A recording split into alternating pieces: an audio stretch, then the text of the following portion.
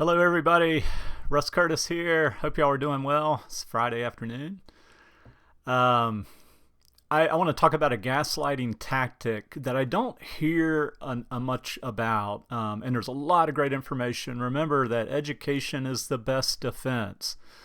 So if you know somebody who's dealing or potentially dealing with somebody who's higher on the narcissism scale, make sure that they are being educated as to kind of what the strategies narcissists use are and what to do. Well, what's the best way? What's the best defense? And education is one of the best defenses. This is a tactic that, again, is not commonly known, I think. So I want you to pay attention. That sounds very parental. Sorry about that. But it's the tactic is, I'm concerned about so-and-so. So the narcissist is saying to somebody else, in an effort to discredit the person and have the other people question this other person, they're going to say something like, instead of saying that person's a jerk, that they'll get to that, okay? But the first is to feign empathy in an effort to plant the seed that that person's unstable. So they will say, I'm concerned about so-and-so. Now, if you've seen in my other videos, and particularly I talk about narcissism and infidelity in particular. And remember, folks, this isn't with those that are open or in the lifestyle or polyamorous. This is about people in committed relationships and a partner is cheating, and oftentimes serially cheating and not admitting it, okay? But they will, and let's say that the partner starts to kind of trust intuition and starts to question the narcissist, particularly about infidelity, but it could also be about theft. It could be about manipulation and lies that they've told in other areas of their lives.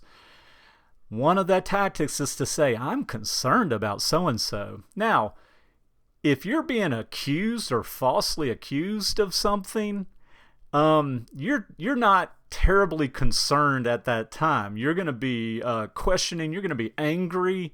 You're not going to go to people and say, I'm concerned about so-and-so, unless it's maybe in an angry tone. So I think those of y'all watching, if I'm reaching the people that need to hear this, are going to be like, yes, I've heard this. It is a manipulation tactic.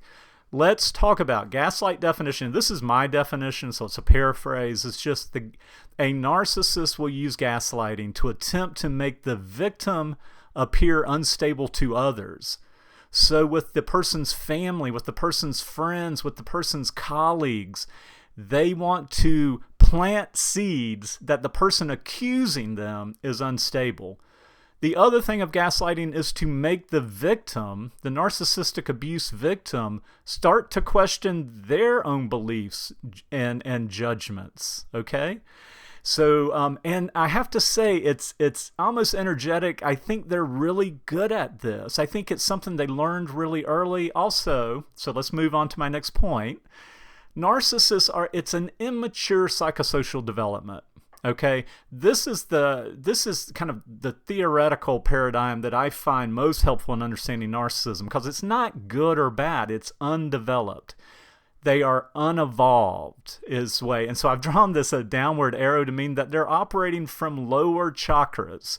They're operating from the power, sex, and insecurity or rootedness without, and we need all of those. We need all of those, but we need it in combination with compassion, intuition, and larger understanding that we get from the upper chakras. So call it immature, call it unevolved, call it low vibration.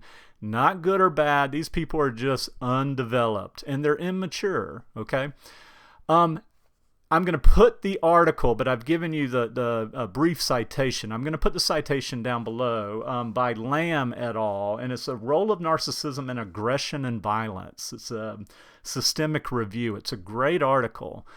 But when a narcissist's ego is threatened with such thing as an accusation of infidelity, when they did commit it, okay? False accusations, bad news. Don't do that. But when they did do it, their ego is threatened. They want to appear great to everybody. Whether they're grandiose or vulnerable, they want to appear together and stable and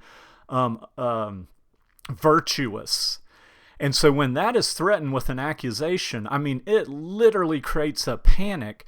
And so that's where gaslighting can happen.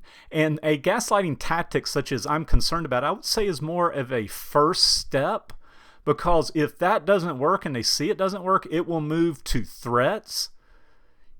You will never say that about me again. You know, it could be verbally abusive, but then it can move to aggression. Okay? I mean, you do need to be careful around these folks. Okay?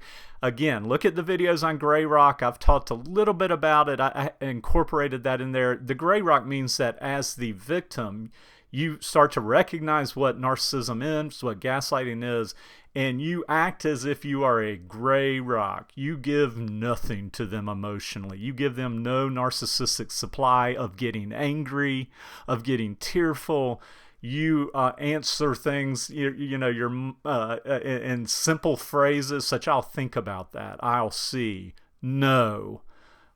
Let me give that some thought. So it's just very simple statements. You don't give them the narcissistic supply. Okay.